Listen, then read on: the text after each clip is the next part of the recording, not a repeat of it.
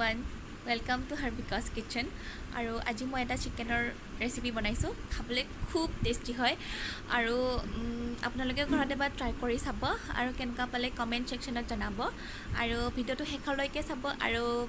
ভাল লাগিলে please like এটা কৰি দিব আৰু মোৰ চেনেলটো যেন ছাবস্ক্ৰাইব কৰি লয় তেতিয়াহ'লে আহকচোন চাওঁ মই কেনেকৈ বনালোঁ 1 কেজি চিকেন মই ভালকৈ ধুই এনেদৰে কাচ লগাই লৈছোঁ আৰু লগতে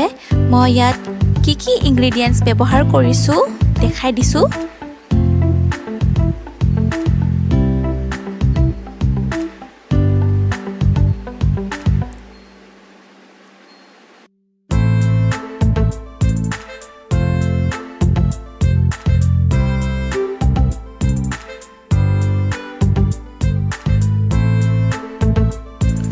প্ৰথমে আমি চিকেনখিনি মেৰিনেট কৰি ল'ম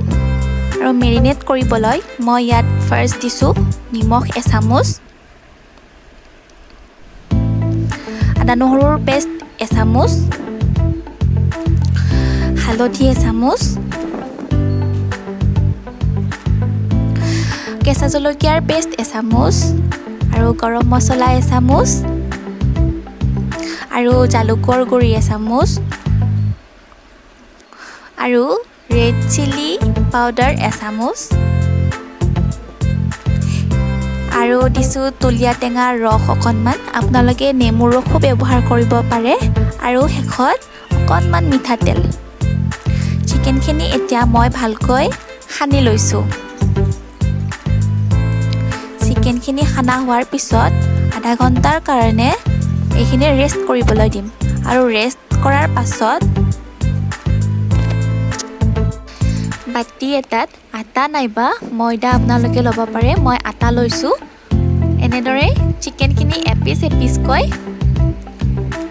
আটাত মই ভালকৈ সানি লৈছোঁ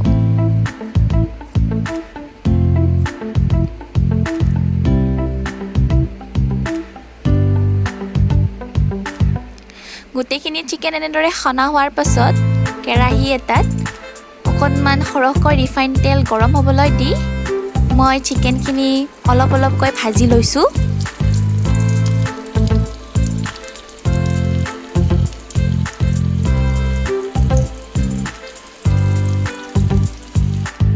আৰু চিকেনখিনি একদম মিডিয়াম ফ্লেমত ক্ৰিস্পি হোৱালৈকে ভাজি লৈছোঁ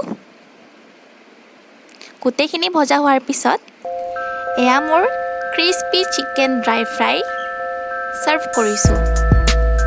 আৰু কাষত লৈছোঁ মই পিঁয়াজৰ টেঙা চালাড